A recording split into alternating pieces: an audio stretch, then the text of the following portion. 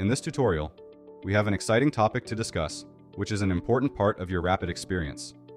We'll be diving deep into the Billing tab and how it empowers you to have complete control over your Rapyd account billing. We'll cover everything you need to know about the Billing tab so you can take control of your finances and make informed decisions. From your Rapyd dashboard, navigate to the Billing tab on the header menu. At the top of the page, you'll see the following key information: this month's bill, next month's bill, as well as the number of plans. You can also see how much you will pay in additional charges and the number of sites you have available to create within your account. Below that, we have two tabs. First is your subscriptions. At the top of this tab, you can see your monthly bill, your renewal date, and your payment method. Below this, you can see a breakdown of your active subscriptions.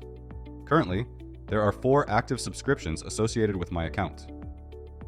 Should I wish to include additional plans, I can do so by clicking on the Add Plan button. By clicking the arrow to expand, you can access the specific details of a particular subscription, as well as upgrade or remove your plan, which is grayed out at the moment but will be available in the future. Create a site, or go to the site that the plan is associated with. Next is your invoices. Within this section, you can access the particulars of your transactions. If you'd like to view or print a copy of your invoice, simply click on View Invoice, and it will initiate the download of the invoice to your computer. When you click the Edit Billing Details button, it will redirect you to your account settings, allowing you to make the necessary changes. We have a comprehensive video on account settings, which provides a detailed overview of the features and options available. So be sure to watch that video if you haven't already.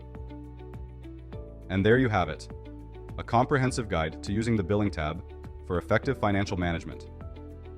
Remember, it's all about staying organized, on top of your bills, and making informed financial decisions.